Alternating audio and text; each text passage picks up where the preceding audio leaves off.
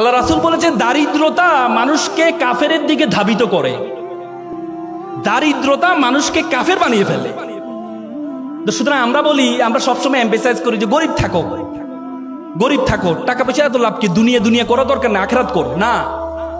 ইসলামের যত বড় বড় ইবাদত আছে, সবচেয়ে বেশি বড় ইবাদত গুলো কিন্তু ধনীর জন্য।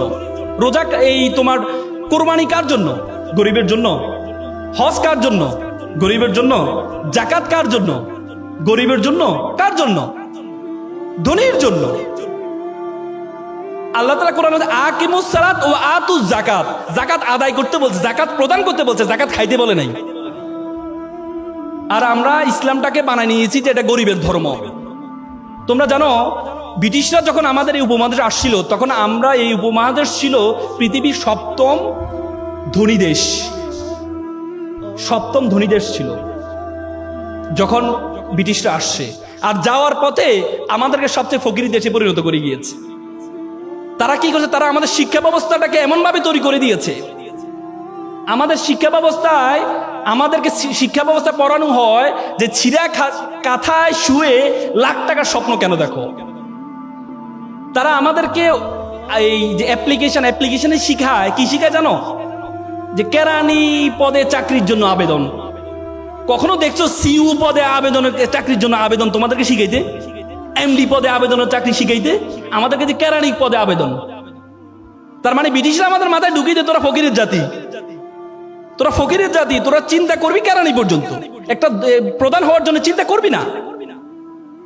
আমরা সেই মেন্টালিটি নিয়ে আছি। বড় স্বপ্ন দেখতে পারি না, এমডি হব সে স্বপ্ন দেখতে পারি না, বড় ব্যবসায়ী হব স্বপ্ন দেখতে পারি না, সে স্বপ্ন দেখতে পারি না। এই জন্য তুমি যদি, আমি বিশ্ববিদ্যালয়তে বের হওয়ার পর আমার চিন্তা ছিল আমি চাকরি করব, সরকারি চাকরি করব। এরপর বললো না, সরকারি চাকরি করলে তো আমি তো অসৎ হইতে পারবো না, অসৎ হইতে পারবো না। আল্লাহর রহমতে আমি একটা স্বাধীন পেশায় আছি, স্বাধীন পেশা আছে। আমি যখন ওকালতি দিতে ঢুকি, প্রথম দিনে আমি স্যালারি পেয়েছিলাম 100 টাকা। একটা শুনানি করেছিলাম, জামিন করেছিলাম, সিনিয়র আমাকে 100 টাকা দিয়েছেন। এবং আমার বন্ধু যারা আছে তারা বিভিন্ন বাংলাদেশ ব্যাংক, বড় বড় ব্যাংক প্যানেল লয়ার হিসেবে ঢুকেছে, তাদের বেতন ছিল 70 থেকে 80 হাজার টাকা।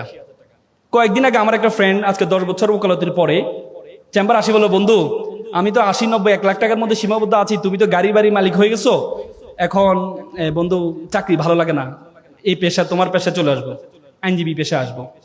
তাই বললাম বন্ধু তোমাকে তো আবার শুরু থেকে শুরু করতে হবে। বলছে না, শুরু থেকে শুরু করবো। সে আবার শুরু থেকে শুরু করেছে।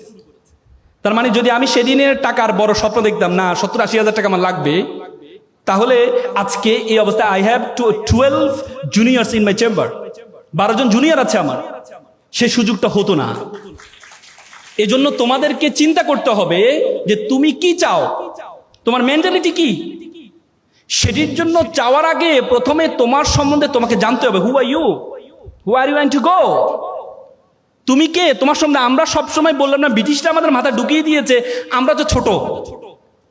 দেখো, আগে আরবরা বড় বড় ব্যবসায় পরিচালনা হইতো, আর এখন মুসলমানরা একটা কনজিউমার জাতিতে পরিণত হয়েছে, ভোক্তা। ওরা বানায় আর আমরা ভোক্তা, অথচ আমরা হওয়ার কথা ছিল সবচেয়ে বড়। এই জন্য তোমাদেরকে প্রথমে তোমার সম্বন্ধে জানতে হবে, তোমার সম্বন্ধে তুমি কে, তুমি কতটুকু যেতে পারবা, তোমার সম্বন্ধে জানতে হবে। দেখো 2006 সালে বাংলাদেশে একটা অপটিক্যাল ফাইবার স্টেশন করা হয়েছে কক্সবাজারে। সেটি তোমার পর্তুগাল হয়ে, স্পেন হয়ে, সিঙ্গাপুর, মালয়েশিয়া হয়ে, ফিলিপিন হয়ে আমাদের কক্সবাজারের সাথে যুক্ত হয়েছে। সে অপটিক্যাল একটা তার, ফাইবার কেবল, পরবর্তীতে স্যাটেলাইট, এই কি বলে শেখ মুজিবুর রহমান যে এটা কি বলে হাইটেক পার্কের সাথে যুক্ত হয়েছে। সে তারটার দূরত্ব ছিল 17,500 কিলোমিটার। 17,500 কিলোমিটার একটা তার দিয়ে পুরো পৃথিবীটা আমাদের হাতের মুঠে চলে আসছে। আজকে আমরা এখানে কি করছি, আমেরিকা বসে দেখতে পাচ্ছে, আমেরিকাতে কি করছে আমরা এখান থেকে বসে দেখতে পাচ্ছি, মাত্র 17,000 কিলোমিটার একটা তার দিয়ে। বিজ্ঞান বলে আমাদের মাথার মধ্যে যে তার আছে, নার্ভ আছে, বলা হয় 2 কোটি নার্ভ আছে আমাদের মাথার মধ্যে। একটাকে যদি একটার সাথে যুক্ত করা হয় 2 লক্ষ কিলোমিটার হবে এটা দূরত্ব। মাত্র 17,000 কিলোমিটার দিয়ে পুরো পৃথিবীটা আমাদের হাতের মুঠে চলে আসছে। 2 লক্ষ কিলোমিটার নার্ভ দিয়ে পুরো বিশ্ব জগৎ তোমার হাতের মুঠের মধ্যে চলে আসবে। এজন্য তোমাকে জানতে হবে তুমি কে, বিশ্ব জগৎ সম্বন্ধে ধারণা আছে। এই বিশ্ব জগতের আয়তন কত বড় বলো তো, পৃথিবীর আয়তন কত? 52 কোটি বর্গ কিলোমিটার।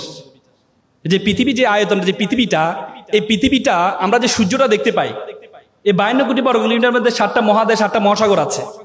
এই 52 কোটি বর্গ কিলোমিটার পৃথিবীটাকে যদি সূর্যের মধ্যে ঢুকিয়ে দেওয়া হয়, তাহলে 13 লক্ষ পৃথিবী ঢুকিয়ে দেওয়া সম্ভব। কত লক্ষ? 13 লক্ষ। আর সূর্যটা কি? একটা নক্ষত্র। আল্লাহ বলেছে বিলিয়ন বিলিয়ন মিলিয়ন নক্ষত্র আছে। তার মানে এই বিশ্বজগৎ সম্বন্ধে তোমার ধারণা আছে? এই বিশ্বজগতে আল্লাহ তাআলা তোমাকে আমাকে কি বলেছে জানো? আল্লাহ বলছে কুনতুম খায়রা উম্মাত উখরিজাত লিন-নাস তা'মুরুনা বিল মা'রুফ ওয়া তানহাউনা আনিল মুনকার।